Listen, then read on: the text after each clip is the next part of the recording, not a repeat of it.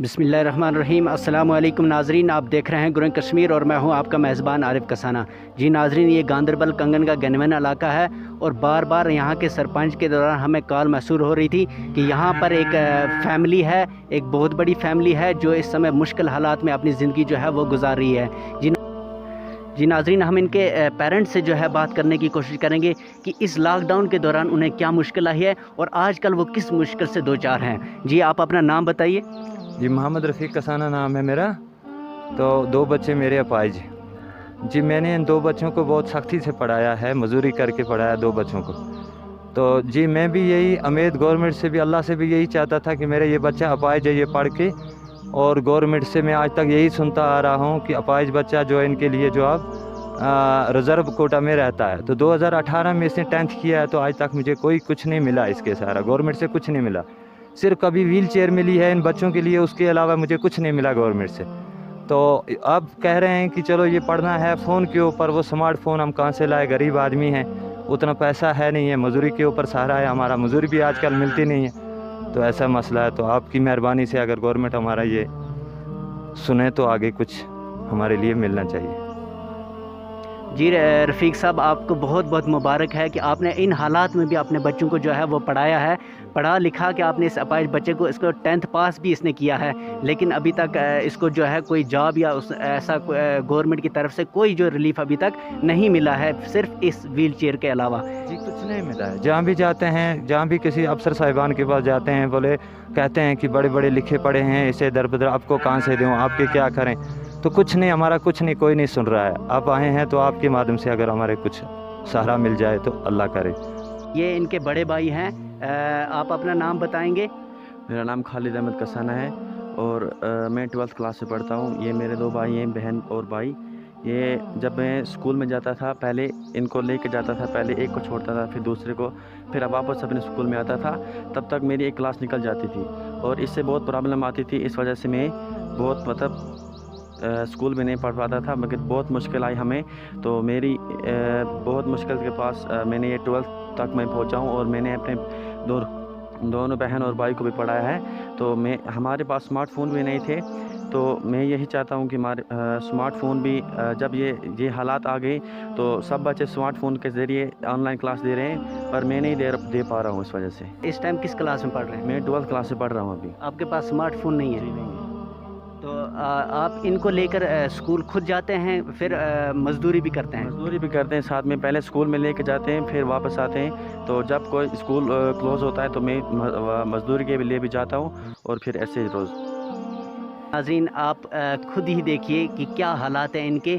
ये इनका बड़ा भाई है और ये इनके मुताबिक कि ये इनको पहले स्कूल लेके छोड़ता है व्हील चेयर पर, फिर अपनी बहन को स्कूल लेके छोड़ता है और उसके बाद जब ये खुद स्कूल जाता है तो इसका एक क्लास जो है वो मिस हो जाता है, क्योंकि इनका जो पेरेंट जो है, इनका जो वालिद है वो अब बुज़ुर्ग हो चुके हैं और वो अब जो है कमाई, वो मज़दूरी भी नहीं कर सकते, क्योंकि अपने हालात में उन्होंने इसको भी पाला है, इसको भी पढ़ाया है, इन 2 बच्चों को भी पढ़ाया है, लेकिन अब वो बुज़ुर्ग हो चुके हैं। अब पूरी ज़िम्मेदारी घर की जो है वो सिर्फ इस पे आ चुकी है और ये बेचारा जो है इस समय लॉकडाउन के दौरान मजदूरी भी नहीं कर पाया।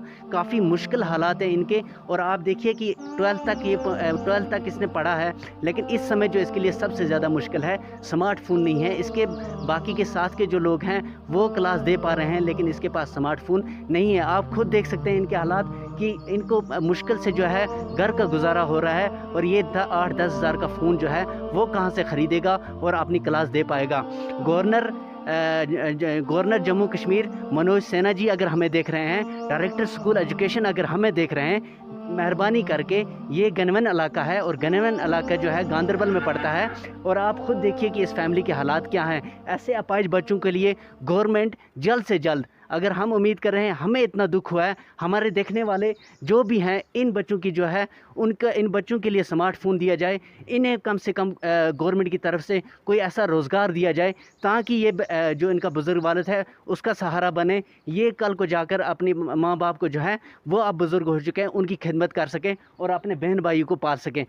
जी नाज़रीन, जैसे ही हम यहाँ पहुँचे और हमने इनके हालात देखे, पहले तो हम वीडियो बनाने के काबिल ही नहीं रहे थे कि हम लोग लोगों की मौजूदगी में ऐसी फैमिली जो है वो ये मुश्किल हालात में अपनी ज़िंदगी जो है बसर कर रही है। क्योंकि नाज़रीन यहाँ पे बहुत सारी चीज़ें जो है हमें देखने को मिली। पहले तो इनके माँ बाप को बहुत बहुत मुबारक है कि इन्होंने अपने ये 2 अपाहिज बच्चे हैं जो चल फिर नहीं सकते, लेकिन फिर भी इन हालात में इनके इस अपाहिज बच्चे ने 10th पास 2018 में किया है। लेकिन उसके बाद जो हालात बने, जैसे 370 के हालात और उसके बाद कोरोना के चलते जो हालात हैं, उसके बाद ये बिल्कुल पढ़ नहीं पाए हैं। ये हमारे लिए बहुत दुख की बात है और गवर्नमेंट एडमिनिस्ट्रेशन के लिए ये शर्म की बात है कि ये बच्चा 2018 में 10th पास करता है, इतनी मेहनत करके, जो चल फिर भी नहीं सकता, लेकिन फिर भी इसके माँ बाप ने इसको पढ़ाया, 10th पास कराया, लेकिन उसके बाद ये पढ़ नहीं पाया क्योंकि जो हालात बने हैं, ये स्कूल नहीं जा पाता, स्मार्टफोन इनके पास नहीं है कि ये ऑनलाइन क्लास दे सकें। लेकिन सबसे बड़ी जो बात है, इनका एक भाई है जो बड़ा, ये मज़दूरी करता है, फिर मज़दूरी करके इनको भी पढ़ाता है और ख़ुद भी पढ़ता है। इनका ये जो भाई है, ये इस समय 12th क्लास में पढ़ रहा है, लेकिन ये इसके मुताबिक कि पहले ये स्कूल में जाता है, अपने इस भाई को व्हीलचेयर पे छोड़ के आता है और उसके बाद अपनी बहन को लेके छोड़ के आता है, और उसके बाद जब ये ख़ुद स्कूल पहुंचता है तो इसकी एक क्लास जो है मिस हो चुकी होती है। लेकिन उसके बावजूद भी इसने अपनी पढ़ाई जो है वो कंटिन्यू रखी है और इस समय ये 12th क्लास में पढ़ रहा है। लेकिन अब इनका जो पेरेंट है, इनके जो वालिद हैं, वो बुज़ुर्ग हो चुके हैं, मज़दूरी करके उन्होंने इन सब को पढ़ाया, इसको बड़ा किया, लेकिन अब ये जो है इनका सहारा बना हुआ है। लेकिन इन हालात में जो है, अब ये इस मुश्किल हालात में आ चुके हैं क्योंकि कोविड के चलते मज़दूरी कहीं मिल नहीं रही, स्मार्टफोन इसके पास नहीं है कि ये अपनी क्लास दे पाए और इन बच्चों का जो है वो सहारा बने। 11 लोगों की ये फैमिली है और ये बहुत बड़ी फैमिली है, 11 लोग इस फैमिली में है। लेकिन आप खुद ही अंदाज़ा लगा सकते हैं कि एक अमीर आदमी जो है वो रोड पे आ चुका है, वो इस समय ये कह रहा है, तो इन लोगों के क्या हालात होंगे।